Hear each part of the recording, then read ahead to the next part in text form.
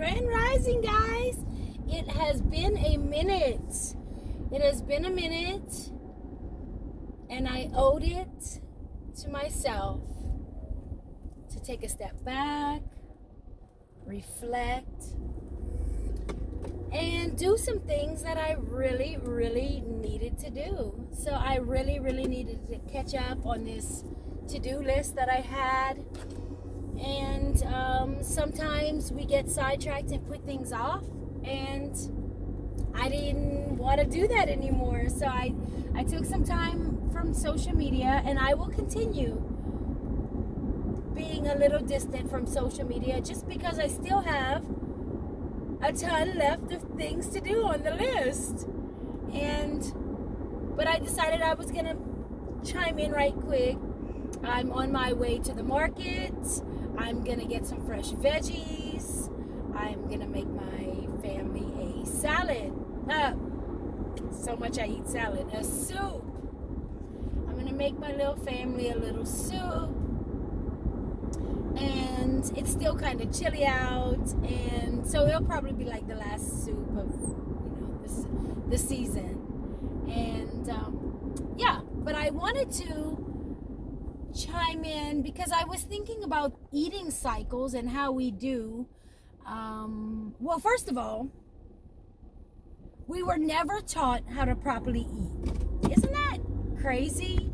That we spent how many years in school and nobody taught us the proper ways to eat. Now, what's correct for me may not be correct for you. So I'm not here offering any type of advice. I'm simply reflecting on what I have learned throughout this journey. Eating correctly. The correct foods, obviously, is going to be one thing. But once you get into the correct food thing, you also need to pay attention on the orders in which you are eating them.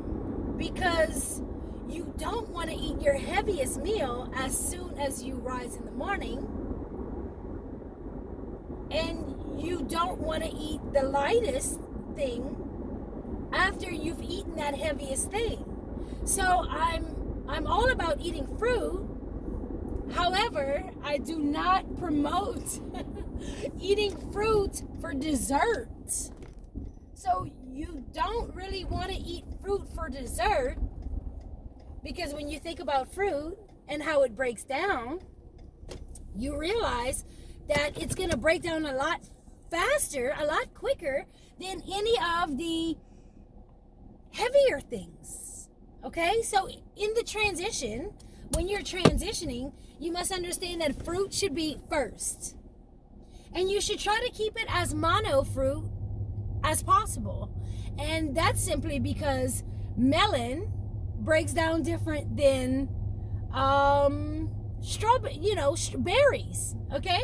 So it breaks down differently. And what I came to notice in myself in my own transition is that I was still ending up sometimes gassy, and I could only trace it back to how I had eaten, what I had eaten. And see, that side note, that is the beautiful thing about knowing what you're putting in your mouth.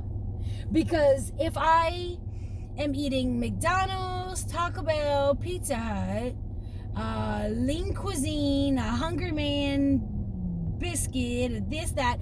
See, all those different processed meals have so many ingredients that you can't narrow it down. So when you get this, what did I eat? Well, I ate 800 different things from 800 different places in the last week, and they had 8,000 different ingredients. You can't track it down. There's no way to track it down. So in that type of mindset and lifestyle and eating process, I can understand why you would go to the local wherever and get some antacids and Pepto-Bismol and all that type stuff, right? Just quick, easy. Because It's easier than looking at what you've done and changing the patterns. I am not into repeating the same patterns that are harmful to me.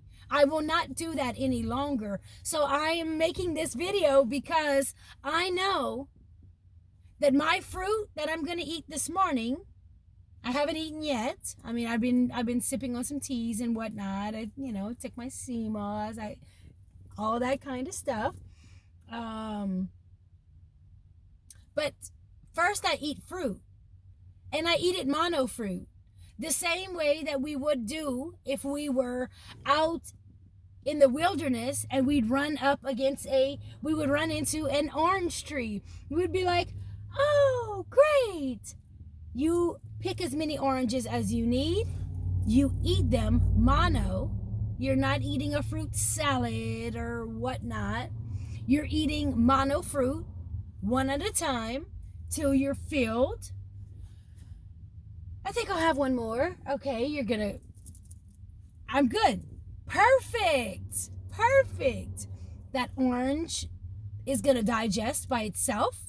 It doesn't have to worry about this and that and this and that and this. Also with it,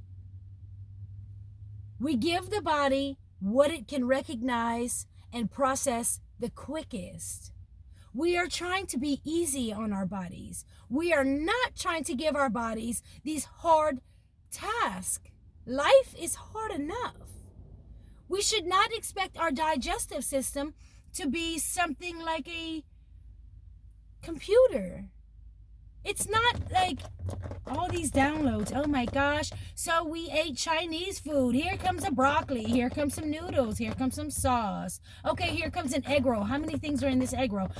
Is it fried? Yes, it's fried. How are we going to process that? This has to stay. The body is simple. The body likes simple. And the people who thrive the most are thriving from simplicity. And so I just wanted to tune in for a second and say that all of the heavy things that you plan to eat should be done in the evening time. Or actually, I'm going to come back. The heaviest things that you should eat should be when the sun is at its highest peak. That is when you should eat. You should not be eating your heaviest meal at dinner. What are you going to do? In 2 hours, you'll be laying down. So you want the body to work its hardest when you're laying down? No. We want to treat our bodies kindly. And so we want to say, so I'm going to need you to work your hardest when the sun is at its peak, when I am moving around and in motion the most. Yeah. It's a step back from what we've been taught. I'm not sure who convinced us that we should be eating all that stockpile of stuff first thing in the morning. And then by noontime, we're so sluggish and weighed down, we think that we need a pick-me-up with another complicated meal.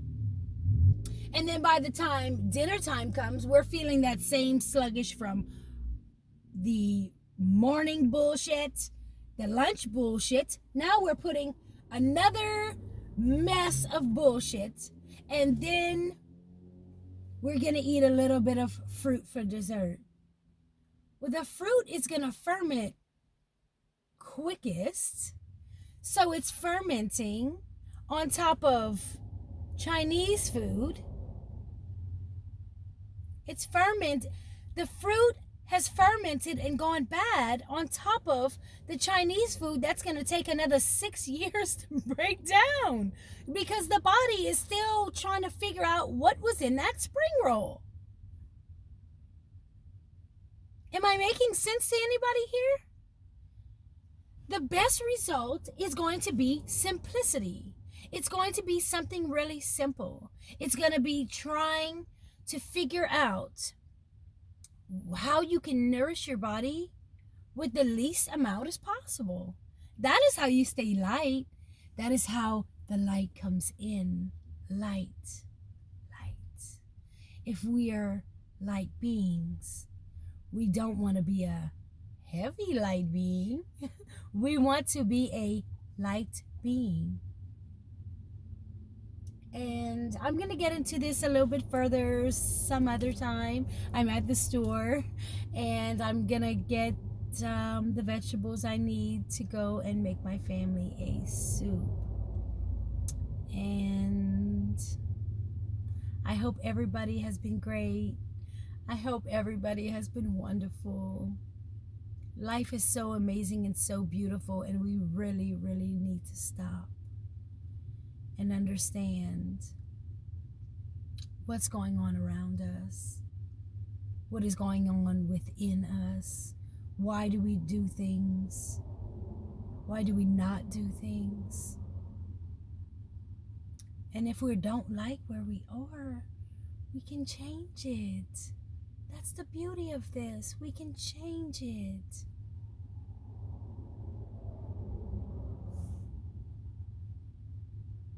I come in peace and I bring wholeness. I love you guys.